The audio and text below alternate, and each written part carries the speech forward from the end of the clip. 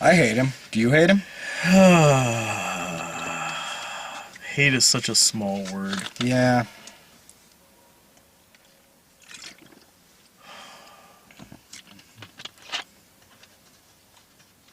Hi. What the fuck was that called again? I don't even remember the name. Hold on, I think I got my ticket stuck. You forgot too? I didn't know this movie existed until, last week. It's called The Best of Me. Yeah. Yeah. I didn't know this was a movie until last week whenever, I saw a trailer for it a few months ago. I'd never even seen that. Yeah. No idea what this was. I mean, I knew it was a Nick Sparks thing because last week, again, when I found out this was a thing, Sarah said, "Hey, are you going to be the one that is going to the Nick Sparks movie?" And I said, "What?" And that's when I found out this was a thing. I honestly, I didn't know the title until I got here. Yeah. Yeah, I see, for the past couple weeks, up until right after work today, I was supposed to go to Fury. Like, been looking forward to it, too. Like, that movie looks... I don't know if it's going to be good or not, but it at least looks like something I want to watch. Looked like a hell of a trailer. Yeah, they're just really, honestly, looking forward to that fucking movie. Brad Pitt in a tank. Like, that's good enough. It looks like a somber, straightforward approach to Inglourious Basterds. Yeah, yeah. But, I took off work early today because I finally went and had my crown put on and picked Sarah up from work, and she was feeling under the weather and saying, "I think I'm going to call Brad and see if I can get out of the movie tonight." It's like, cool, baby, not feeling good, that's fine, it's fine. I'm going to go see fucking Tank Pit. It's going to be great. And she sends Brad a text, and about 5 minutes later, "Do you think Dave will go?" No. No. I said no. And then eventually the back and forth, and finally, Brad's not even communicating to me about this. He's texting Sarah. Not It's me. all going through a mediator. Yeah, it's all going through Sarah. Because Brad's not going to be able to talk you into it. Well, But Sarah's half sitting there feeling like, "Oh, I'm sick." half the time whenever Brad asks me to go see a You're going to shoot, get a slap for that. like, I'll make him wait for my answer for like a day and a half sometimes, just to make him sweat it out. You're like a high school boy after prom night. Oh, You're gonna give him a couple days to sweat it out before you call him back. Yeah, oh yeah, definitely. Oh, why the fuck not? But eventually he offered me $20 to skip out on a Tank Pit. But no, So I'm at the movie that I just said it a minute ago. I still can't fucking remember the name. The Best of Me. The Best of Me. The title will be up above us. Yeah. The Best of Me. This was not the fucking best of anything. Zing! Yeah, I'm on a roll. It was the best hits of Nick Sparks. Oh my god. This movie was seriously he pulled out all the stops, all the dumb shit, all the contrived bullshit that he packs into every one of his movies. This was all of it in one fucking smash cut. This movie, from beginning to end, makes the least sense of anything I've seen in a theater. It was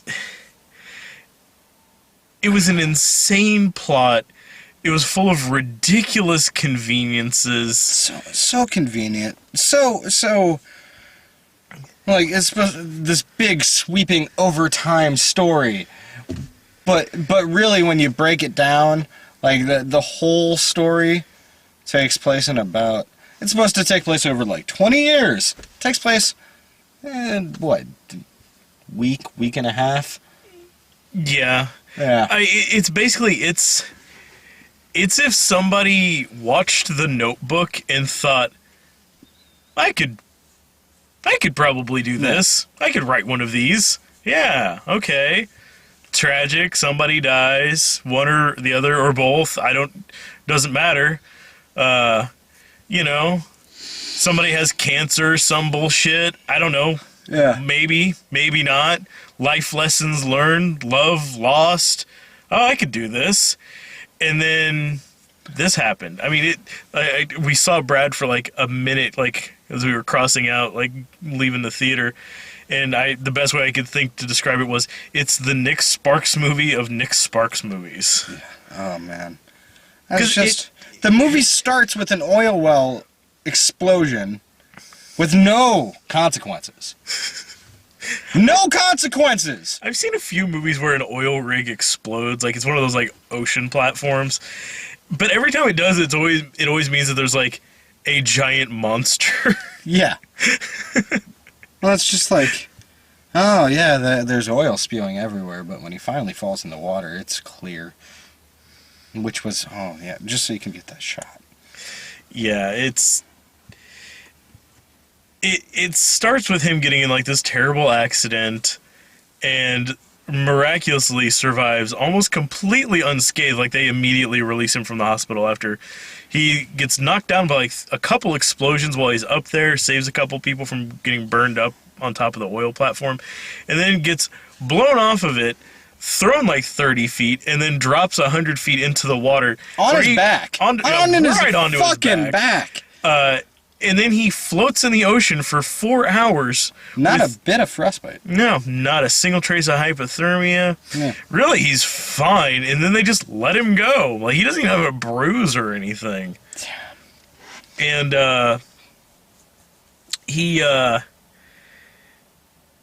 a very well-educated, very well self-educated person. Like, he's brilliant, but works as a roughneck on an oil rig. That he's a fixer-upper. Yeah. He gets a phone call from some like lawyer down in Louisiana or something. Yeah. Telling him that he needs to come back home because some guy that he knows died and he needs to be there for the reading of the will. Well, at the same time, who's it? Michelle Moynihan? Was that her name? Yeah. Gets a phone call that she also needs to go down there for the reading of this will. And it turns out that these two were like the bestest of sweethearts back in high school, and then something went awry. But what? And so it's basically, it goes in the same fucking vein, like, as The Notebook. Like, it's being back told... and forth. Yeah, like, modern day stuff, and then it cuts back to when they're 16, and... Well, she was 16 and he was, like, 37. No, well, she was supposedly... They were supposedly both, like, 18. Yeah. Yeah. She was like 14 if she was a fucking day. She looks like she just got out of like middle school. Yeah. And he looked like fucking James Remar with a bunch of concealer on. Yeah, he looks like Remar. We figured this out. Like, he looks like Remar in like The Warriors. Yeah. Same fucking haircut as Ajax, like all that shit. Same fucking like facial features. Fucking square jaw and shit.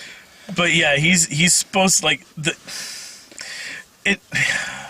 this provides no level of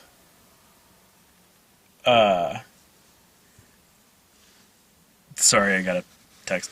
No, this movie it's fucking confusing as shit because the before story and the present day story, no one looks even remotely, passingly, even a little bit like the person. Maybe a little bit, but not enough. Yeah. Like, honestly, they would have been better suited by just de-aging the adult actors they had, you know? Pull some fucking shit like you would in, like, any 80s movie. Yeah. Eddie and the Cruisers, man. Like, they didn't look that different, but you could tell time had passed. Oh, God, the movie was fucking awful. Just fucking insipid, horrid bullshit. Through all this, love will prevail. Listen, I have fond memories of my first girlfriend that I was convinced I was in love with, and have spoken to her once or twice in the past 5 or 6 years. Lovely person. Do not hold the flame for that person. That was 20 fucking years ago. I have moved on. Because it's been 20 fucking years. Kind of how that works. Yeah, it's,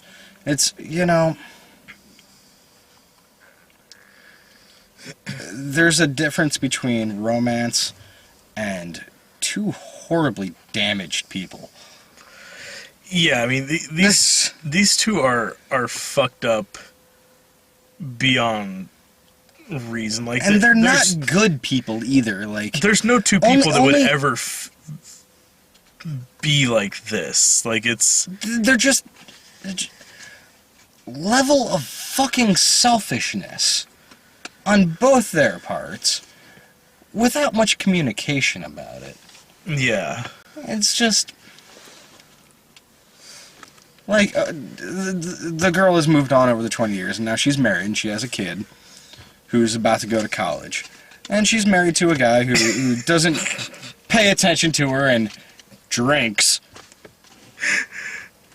It's like she married fucking Billy Zabka, man. Yeah. He is a fucking, the guy she married is an 80s movie bully.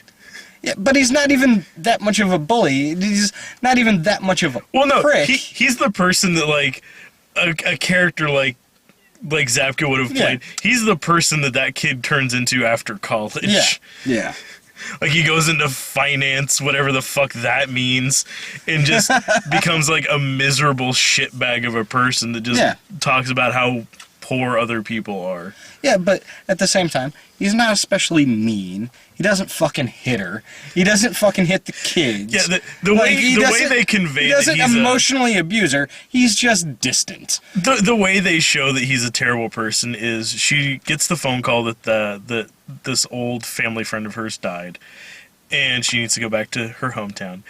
And they convey that he's the bad guy of the movie by he walks in like holding a glass of scotch and is like, I don't know, babe. I mean, we just got so much stuff going on this week. I mean, between, lunch with the Hendersons on Tuesday, and then we've got that thing at the country club on Friday. I just don't know how. This isn't a good time. And she, like the fucking passive-aggressive little fucking doormat that she is, apologizes to him. It's like, well, I'm sorry. Next time someone dies, I'll check with your secretary. Which, by the way, fun fact, I didn't realize this until almost the 2-hour mark in this film.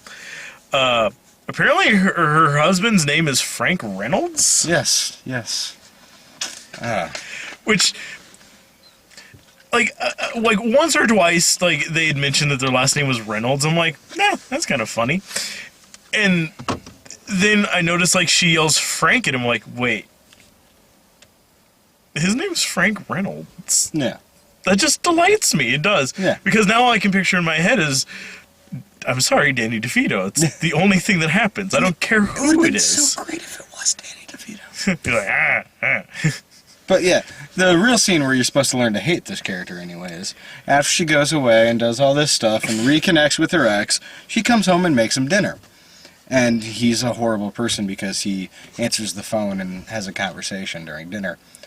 She just cheated on him. Does that make me a horrible person now? Because I'm texting Letty. I'm texting Mrs. Lewis. Yeah, but she just cheated on him. Yeah, she's kind of the shitbag in this situation. I mean, don't get me wrong. Like, he's not a great dude. I spent a week banging my old boyfriend.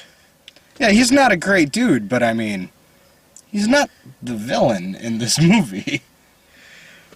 No, he's just kind of a prick. Because, like, literally, like, they sit down for food, and he's like, wow, this looks really good. He's pouring the biggest glass of wine I've ever seen.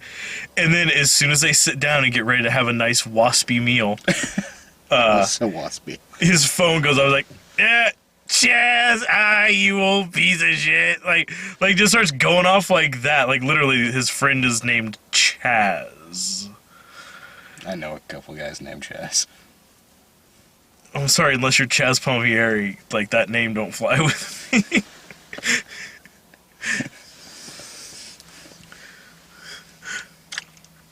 I'm here with my friend Chip Whitley. I want a friend named Chip, too. I think that would round out our group really well. We We need a really waspy motherfucker hanging out with us. I mean, Ryan's close, but he's just not around enough. Yeah. We like him too much, too. I know, he's such a good dude. And there are times where, like, you get him going. He doesn't stay waspy for long. You just gotta separate him and give him a few drinks.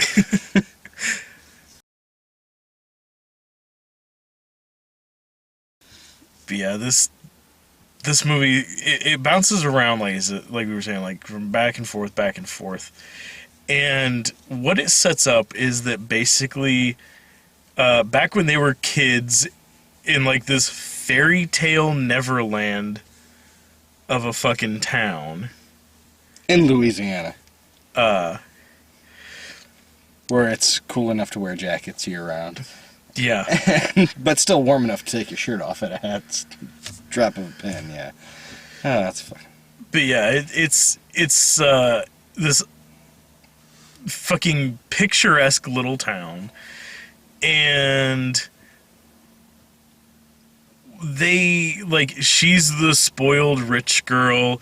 He's the, bad boy from the other side of the tracks type bullshit. Like, his family runs, like, a fucking meth operation. You get it. You've seen movies. Yeah. You understand. Yes. Again, you've seen this before. This is, like, his greatest hits.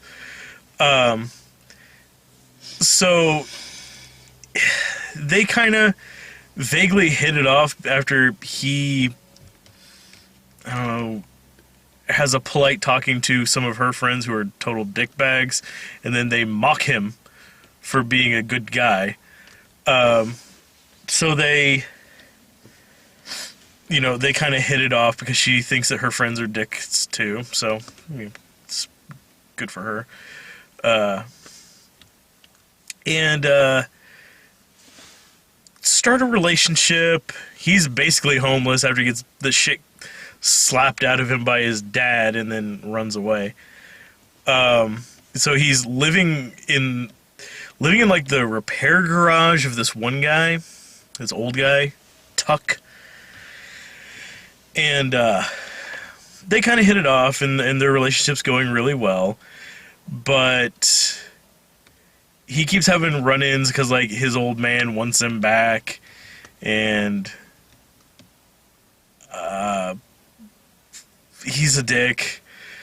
So, like, the old guy that takes the kid in, like, shoots at his truck, and the dad gets real pissy about it and comes back and almost beats a 75-year-old man to death. The kid goes back, and this is, like, this sounds really stupid, and it is, but it's told, like this is the longest, most dragged out fucking story. So all of this takes, like, the entire length of the movie for any of this stuff to happen, because it keeps bouncing around like fucking crazy.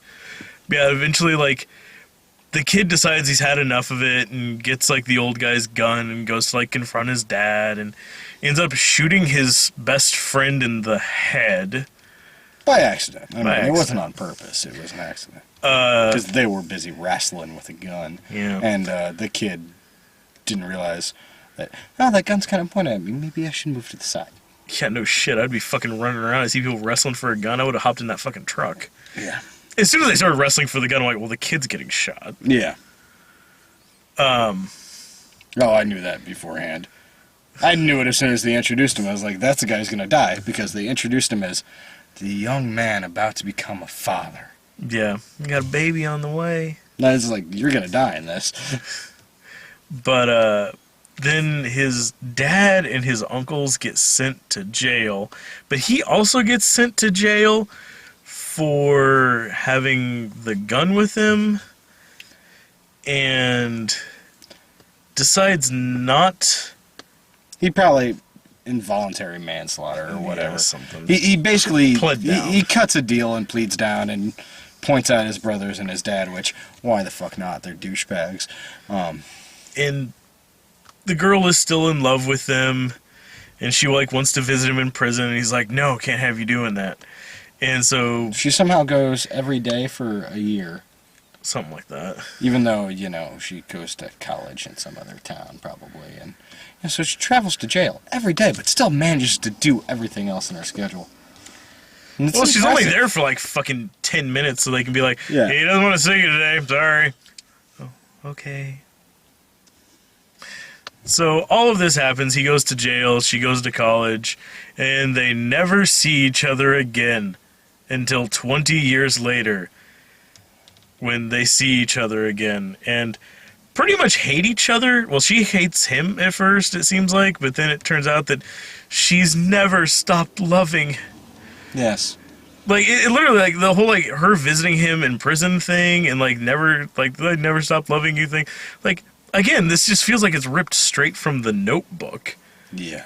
But yeah, it's like they find out that they are still in love, and while they're like cleaning out like their friend who died, like cleaning out like his place, and like getting everything ready and like scattering his ashes and everything, like they basically relive like the greatest days of their love Yeah. over the course of like a week that she's there. I think it's actually like 3 days. Yeah, it's not even that, it doesn't seem like. And then we get to the really dumb part. Oh, God. So It's just... it keeps It's adding shit heartbreaking. on top of shit. It's heartbreaking, not in the sense that the movie breaks your heart. It's just that somebody would fucking make this. This is a movie that could have ended about 15 times, but then they kept like, but what if this happened? And it just keeps going. So we're in the present day. They're crazy in love again, but she realizes that she's still married and has a kid, and they can't be together. So she goes back home, and he stays there and starts like fixing up like the old guy's like summer cottage where like they've been hanging out. And she goes home, basically tells her husband like that she's not happy with him and she's in love with the other guy, and she's always been and will always be. So he just gets drunk and drives away. And then her kid gets in a car crash and gets thrown from the car, Which damages his heart. which somehow damages his heart. Which He now needs a new heart immediately. Or he's a gonna die. heart transplant within like the next 24 hours. But at And the then- same time, in this tiny little podunk town, what, an hour, 2, 3, 4 hours away? I honestly have no idea. They never established the distance. Somewhere else. It could be the next town over. It could be in a different state. Yeah. They never actually tell us anything about where this town is Yes. in comparison. So all I know is that she drove there, but shit, I drove from my house here. So maybe it's a 10-minute drive. I don't know. But yeah, it back in the little podunk town, some of the family members that he sent to prison have since got out of prison. And they're wanting to tangle with him. And he ends up going... You like that? I do. Get tangled with? Tangled. So he ends up like going back to like his family home and finds his dad there, which for some reason they didn't cast a different actor to play his dad in the past and the present. No, it's the same guy. They just gave him really terrible hair extensions. That's all. They didn't even put makeup on him. Just He's wearing hair like the extensions. same wardrobe. Yeah. It's the same with the brothers. They're the same actors too. Yeah. Which at least with them, things were different enough that there was a passing of time. But Yeah. Of course, even when they were in 1992, fuck all looked like 1992. oh yeah. Lots of low-rise skinny jeans. Yeah, girls going around in like yoga pants. Oh yeah, yeah. I remember a lot of that in 1992. She would have been rocking some fucking Zuba pants, Oh some yeah. fucking lycra. Yeah. There was a lot of things that weren't very 1992. But yeah, so he goes back there, and it turns out that the kid of his best friend that he got killed is now living with his father, doing like drug running stuff for him. So that's a weird thing. Well, the kid he accidentally killed was his cousin. Oh. Yeah. Because, You think, though, you'd hold a grudge against somebody who, shot your dad. Well, but, yeah. He seems pretty forgiving to both of the two people who were involved in said shooting. But yeah, he goes there and confronts his dad all these years later. It's like, I'm not scared of you.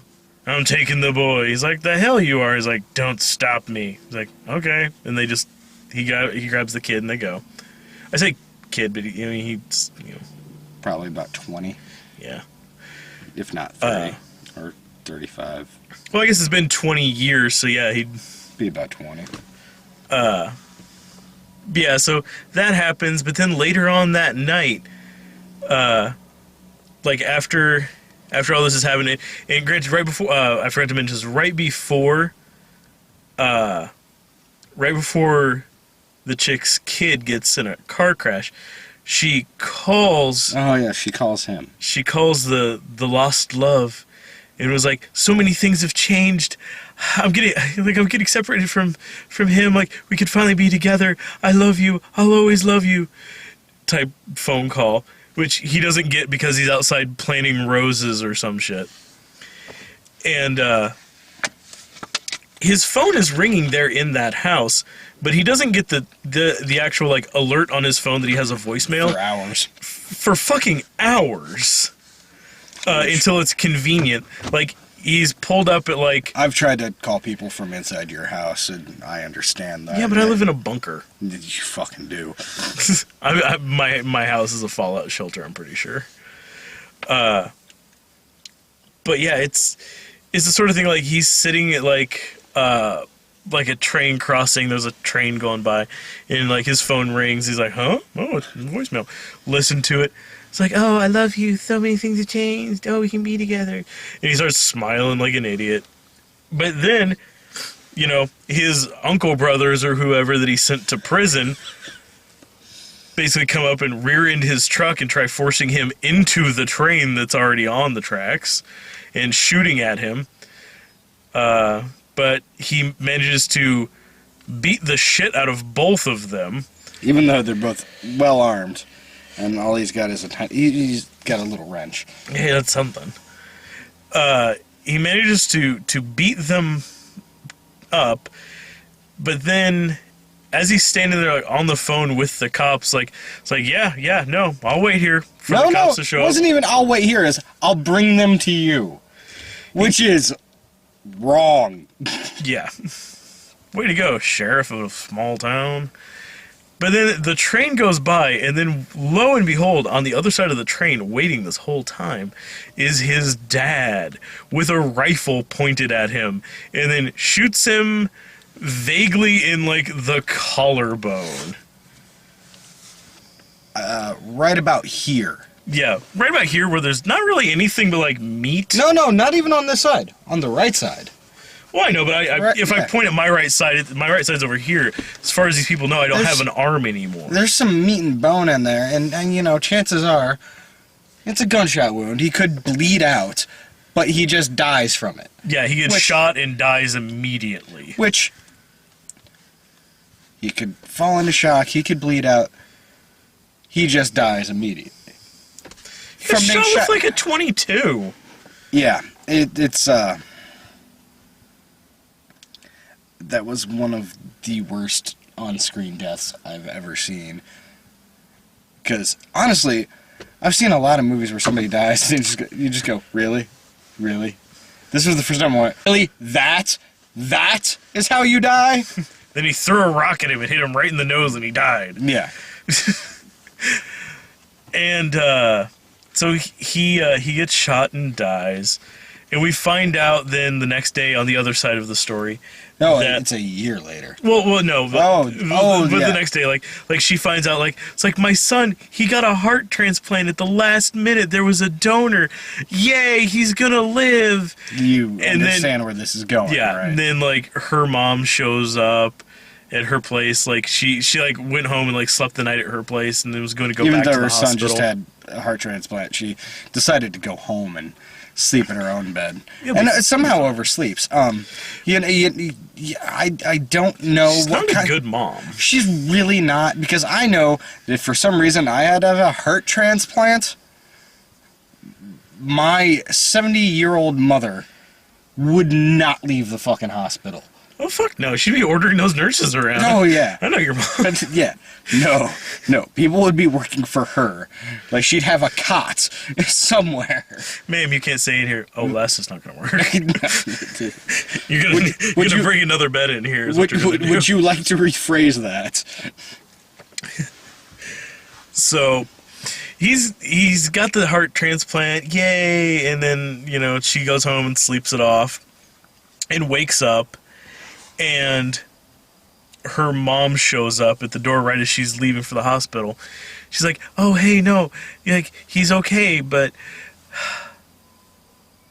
there's some bad news. Your friend from a long time ago got killed last night." And she breaks down crying. She didn't shed a tear when she found out her son was in, like, a life-threatening car crash. But then she finds out, like, oh, she just fucked up her whole marriage and was planning on spending the rest of her life with this guy. Oops, but then he got shot that same day. And then it fast-forwards to a year later, where she's now divorced and doing what she always wanted to do. She had to put all of her dreams on hold to get married. And now she's working for, like, this legal defense fund for toddlers or something. And while she's there, like, finally living her dream, like, in the course of, like, 5 minutes, like, she's walking by and, like, somebody's like, your ex called. She's like, don't give a shit. It's like, so here's all my stuff now that I've come out of law school in the course of the last year. Yeah. And am now a lawyer, despite the fact that we've already covered that she never finished college. Apparently all those credits just sat there for 20 years. And her son calls her. And she's like, well, son, this is weird, you phone calling me. What's the occasion? He's like, well, remember when I got that heart transplant? He says, like, she would forget when he got a heart transplant. I love how this is a really casual conversation he's having while walking across the quad. Yeah, like, he's making this phone call, like, in between classes, like, shit. Like, I got some deep-ass shit I gotta talk to my mom about. But I got, like, maybe, like, 10 minutes before, like, English 105, so I'll call her real quick. And Minch is like, well, you know how the doctor told me I could find out who the donor is, but I have to wait 1 calendar year? She's like, yeah. She's like, well, I called the doctor and said, hey, doctor, who was my donor? And she's like, yeah, who was it? He's like, well, it was a guy from that town you used to live in. And he was like your same age. I mean, you probably knew him. His name was your dead boyfriend. I love how he actually said his name was your dead boyfriend. He didn't say that part. He doesn't know all that part. And then she pauses, a moment of silence, and then continues on. Now, I may very well be wrong about this. I do want to preface this before I continue this train of thought. But from what I understand, when someone donates organs, the harvesting of the organs has to be done very quickly before the organs are damaged. And most organs are taken, I believe, from people that die a brain death of some kind. So this dude either was shot and bled out, or was shot and died in the street. I guess that explains why he didn't... Like, the dad was aiming at him with, like, the biggest fucking deer scope I've ever seen. But allow me to finish. And from 20 feet away, yeah, hits him in the shoulder. Right. So he bleeds out. But I guess here. that makes sense why he didn't shoot him in the heart. Well, but here's the other part of that. Now, I might be wrong about this. A bittersweet ending if he had shot him in the heart. I might be wrong about this. This is, and please, if I am wrong or if I'm right, please write something about it so I know for sure. Because, yeah, and call him an asshole while you're at it. Oh yes, shut up, slaver. Even if he just bled out or just instantly died from the ridiculous gunshot wound, wouldn't that do enough damage inside of his body to his organs, especially his heart, to where they wouldn't be able to use it? It kind of seems like, yeah, like having some sort of like chest trauma like that would kind of... Well, I mean, even just the bleeding out. Even if he dies from bleeding out, I mean, there's no more blood. Yeah, I mean, I'm sure there's still blood in the body, yes, but I mean... not exactly keeping the heart in, like, its optimum condition. Well, bleeding out, I mean, doesn't... Yeah, no, like... Well, because I know it's really bad for your car if you let it run out of gas. Yeah, I'm just... I can't assume that it's much different for your heart. My theory in my brain is that there's no possible way they could have used his heart. Well, again... And I could be wrong, but... That's my theory, that there's no possible way they could have used his heart. Well, my thing is, he got killed at night. The kid's car crash was at night. There's only so many hours that it is at night. Yeah. And pitch blackout. Like, it was clearly not like, oh, well, he got shot at like 6:30. Yeah. Like, no, it was dark out. And considering how they were all wearing fucking, like, t-shirts all day... I can only assume that it was during some nicer part of the year where the sun didn't go down till like 8 or 9. That's a good call. So it's probably at least midnight when he gets shot.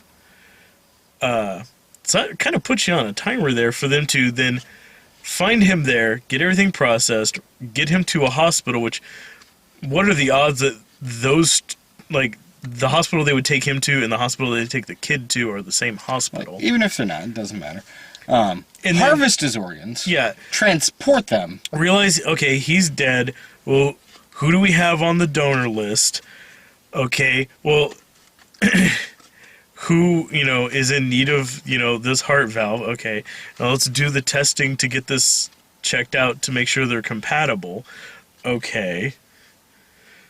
That seems like more than just like a, 1 to 2 hour window of opportunity sort of thing to happen. Also, I mean, and again, like, I don't know. Like, I deal with health stuff all day, like health insurance claims, but I don't do, like, transplant stuff. There's a transplant department.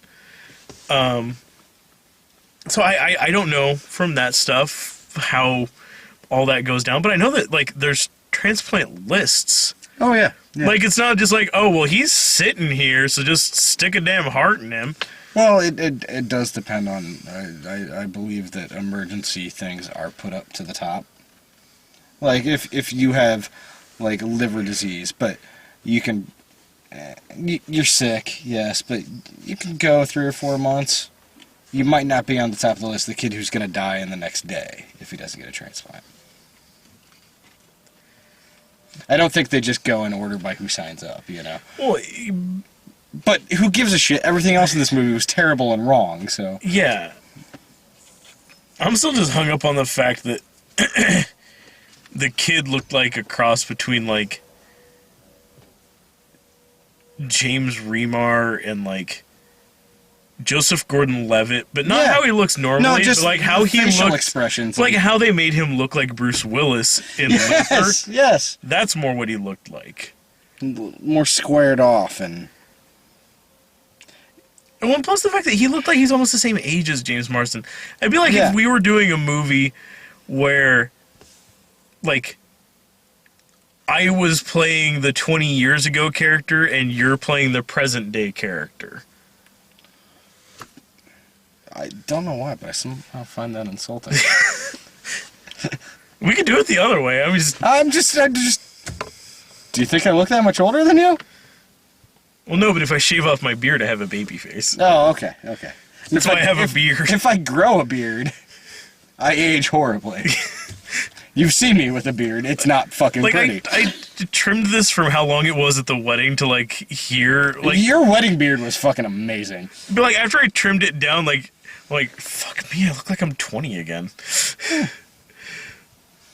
But yeah, we could do it either way. Okay. But, yeah. I'd have to shave my beard off if I got white hair in it. So I got whites in mine, too. Get that salt and red pepper going on here. Salt and pepper and cumin. Cayenne, yeah. Paprika here towards the middle. Yeah. But yeah, they look like they could be the same age. Like, in any other movie, if they had cast those two as brothers, I'd still find it improbable that there are two brothers that look that little alike. But I would have believed that more. Yeah, no. Like that the dude just he doesn't.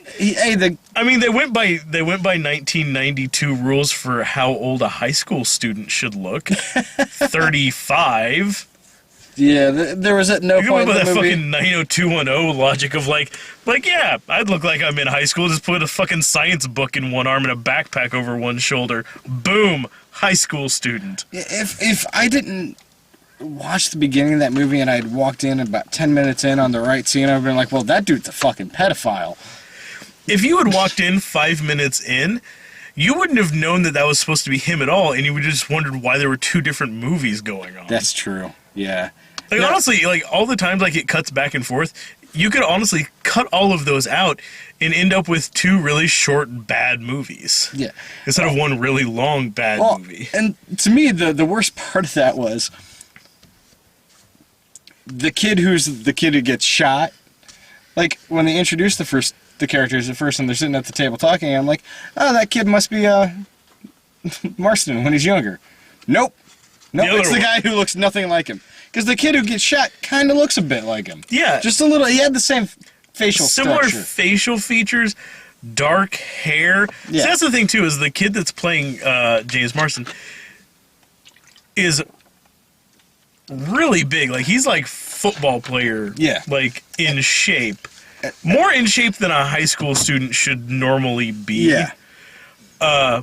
With long, like, sort of like dirty blonde hair that nothing about him suggests that he's the sort of person that dyes his hair blonde. But then when you meet James Marsden later, he's got like hair like it's obviously like he has black hair with a little bit of white in it now. Yeah. Like, nothing about it says like that he used to have blonde hair and it got dark and now it's getting lighter again. Like, the girl looked passingly similar. You know what? If there wasn't such a huge discrepancy between how the guys looked, I wouldn't have questioned the girls as much. Yeah. But there was such a huge discrepancy with the guys, it was like, well, she doesn't look right either. Now, if they had gotten guys that looked more alike, I could have just been like, whatever works. Well, and it's a thing, like Brad was texting me about it earlier, that apparently originally this movie was set to have Paul Walker as the lead, and then, he died. And apparently, that kid, I could see him being a pretty decent fit playing a young Paul Walker. No, I don't think that works either. Well, I mean, again, like, more similar facial features. More similar, but still off enough that... Yeah, not a good fit. I think they just found, like, oh, well, here's a guy that'll make, high school girls that go to see this swoon. But if they remake The Warriors, we found the Remar as a replacement. Yeah. I mean, yeah, that one's easier than others to Dude looks just like fucking Remar. It's actually kind of astounding. It It's pretty close. Again, like with the hair and everything. Yeah. Like that's what it was kind of like the icing on the cake. If he was just running around in like a vest, boom. Call it. I hated this movie. It was so fucking dumb. Don't go to this. No one that watches anything on the site was thinking about spending money on this movie, which makes me really wonder. Brad got us to go, didn't make us. He fucking paid me and he asked you. He got us to go to this because he thought it would be really funny to put a video up on the website about you and me talking about this piece of shit. It's the only reason. Well, He's a fucking sadist. this is a. Well, yeah. No, this is a cautionary tale. Then I don't know. For like guys, if your significant other says like, "Hey, since I let you watch like all these other like had you drag me to all these other movies over the summer, that yeah they were good, but I didn't want to see it, but I'm really glad I did, because like Guardians is so cool." And I didn't think I'd like it, but I did. But you still owe me, so I want to go to that one by the guy that did The Notebook. Oh, laugh in her face and call her a cunt and walk away. He's up, Jonathan Lithgow. Dude, you're the guy who said that if your girlfriend wanted to go see What to Expect When You're Expecting, to punch her in the stomach.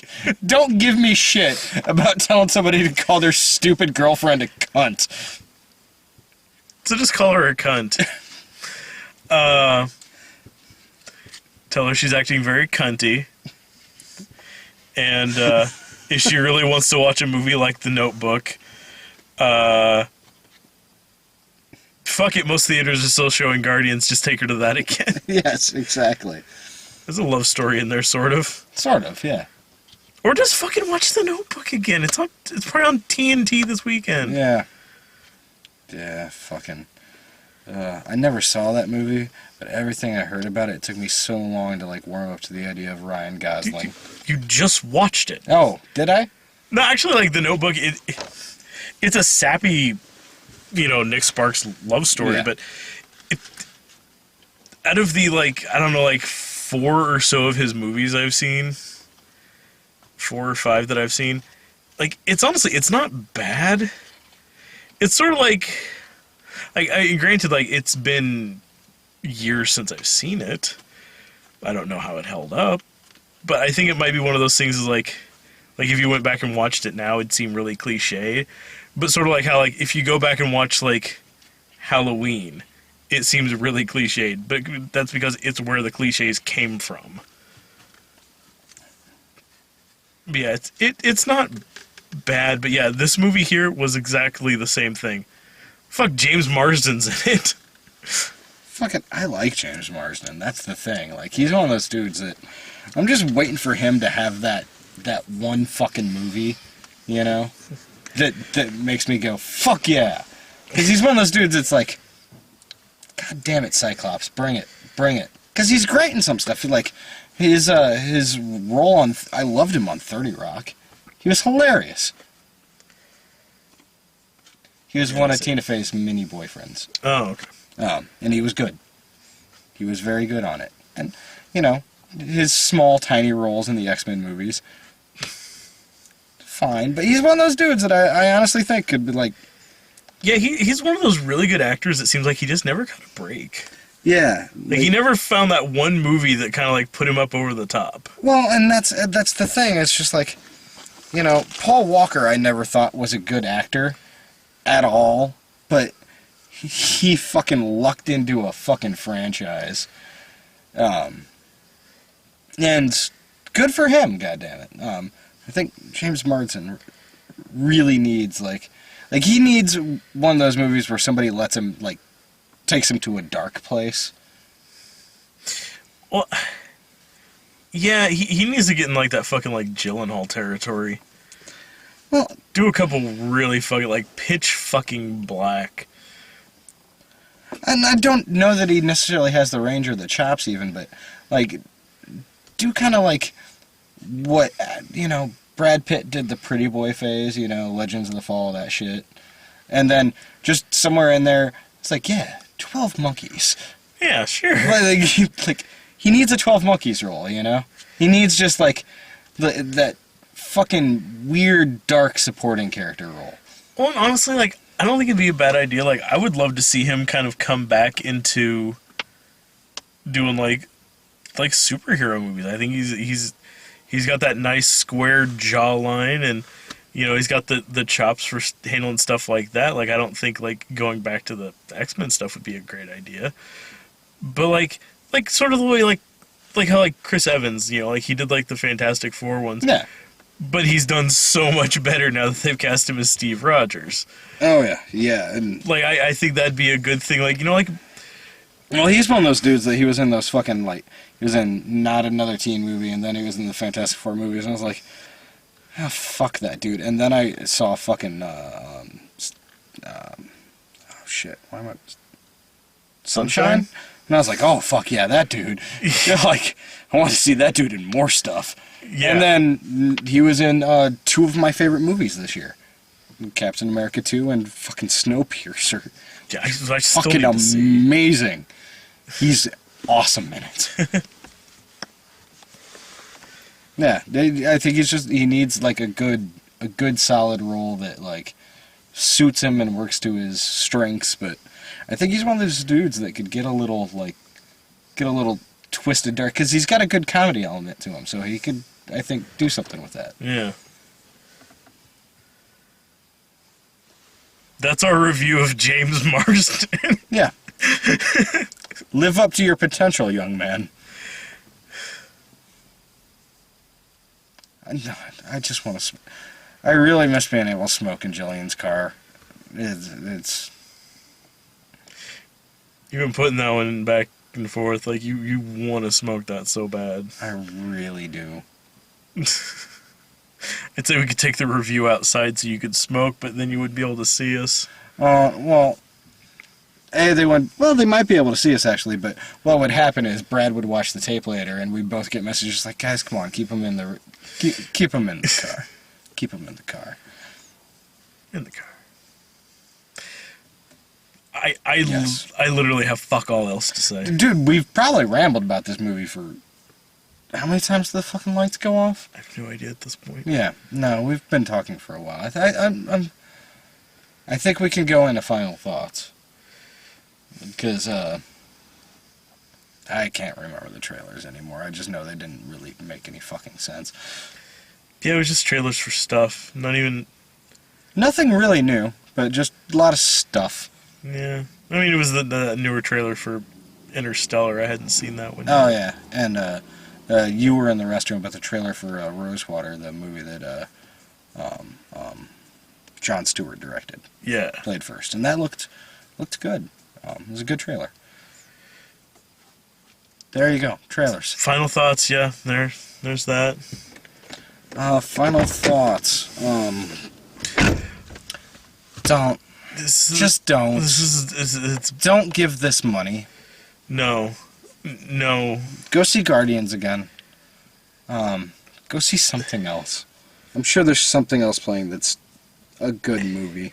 I haven't liked like the past 3 movies I've gone to, and I would recommend any one of those over this. Yeah. Yeah. It was, besides being just making no sense and being really cliched and dumb and horrible, it was just fucking boring. Like, that was the worst part. Like, It was just everything was so drawn out. There's no reason it was 2 hours. we've seen some really bad movies in the past couple of years. But honestly, and this was far from the worst, but it was one of the least entertaining. Like, even some of the Medea movies, I mean, they're horrible, but at least you get the factor of, what the fuck? You get that, like, the anger, frustration. And in movies like this, it is just kind of like the... they elicit no response. Unless you're a high school girl. Which, God, one of them was just sobbing throughout the movie. The best friend got shot in the head, and she lost her shit. She had some personal shit going on with that somehow, I'm sure. Yeah, I was like, shit, did somebody she knows just get shot in the head? Like, Christ, like, she reacted like she knew that guy and he actually died. Like, Yeah. oh my god. Like for like the good like 30 seconds after it happened, like a couple of the girls were snickering, and I know I laughed. I know you laughed. Because it was so funny. But then for like 5 minutes after that, I kept hearing like The dude got I'm like- shot with like a slug, like this fucking big, and all it was a tiny little hole and dribble of blood. That's not how that works either. It's called an exit wound. Look it up. Much bigger than the entrance wound. But yeah, that was like a fucking giant, like 5.66 shell. Like that Yeah. would have left a fucking mark. Not like all right, and here, let me just dip in that. Boop. There you go. No, the back of his skull would have been fucking gone. And they had fantastic aim for wrestling around with this thing on the Oh, ground. just dead in the center. Dead fucking center. Good God. Anyway. Fuck this movie. Fuck it. Fuck Brad Jones. Fuck them. I'm gonna have a cigarette. Fuck cigarettes. Bye, kids.